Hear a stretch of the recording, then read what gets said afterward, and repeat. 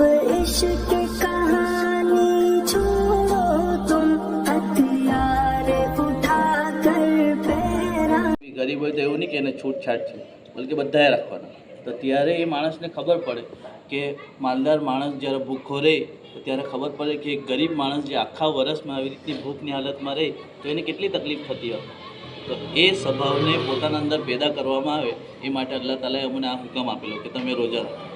તો પહેલો હુકમ તો અમને રોજા રાખવા એટલા સારું કીધેલું કે રોજો રાખીને તમે પોતાના પરવરદિગારના પાસે જઈને ખબર પડે તમને કે ગરીબ યતીમ અને બેવા લોકો કેવી રીતના જીવતા છે.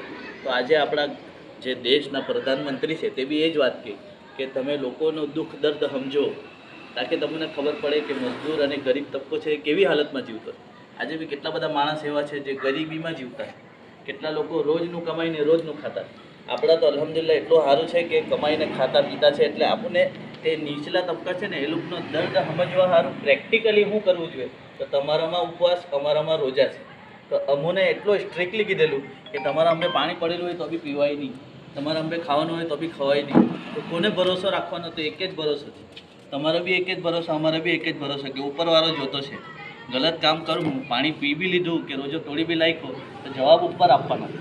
એ દુનિયાવાળાને તો આપણે કંઈ બી પટાઈને આપણે સમજાવી લેવું, પણ અગર ઉપરવાળાનો ડર હોય તો આ રોજાની હાલતમાં અમારી પ્રેક્ટિકલી પ્રેક્ટિસ એ જ કે તમને એ ખબર પડે કે તમારા હંબે તમારા પાસે પૈસા માલો દોલત બધું, તે છતાં બી તમે ભૂખ્ખા કેમ પડી રહેલા છે. તમારાથી પાણી પીવાય નહીં, કંઈ કરાય, બધું તમારા હંબે પડેલું. એનો દર્દ કે તમારા પાસે જે આ ફિલહાલ છે કોના હુકમના મુતાબિક તમે આવું કરતા છે. બધું વસ્તુ તમારા પાસે અવેલેબલ છે, તે છતાં કેમ નથી યુઝ કરી શકતા.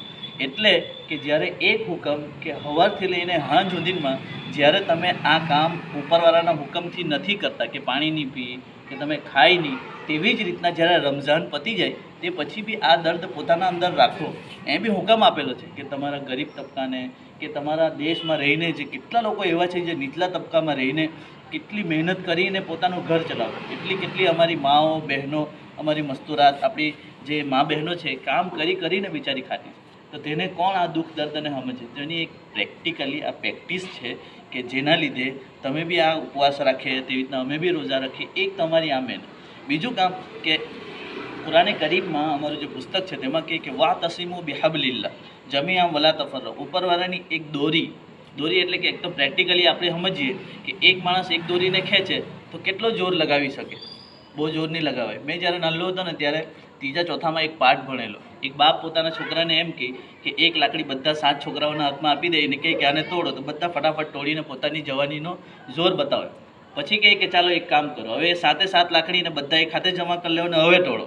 તો હવે કોઈથી તૂટી નહીં. એ જ કુરાની કરીમની આયતનો મફહૂમ તા પુસ્તકમાં બી હતો અને અમારા પુસ્તકમાં બી છે કે તમે અલ્લાહના હુકમ જે છે ને એને મજબૂતીથી બધા જ પકડી લો, એકતા પેદા કરી લો, પછી તમને કોણ તોડે તે બતાવો.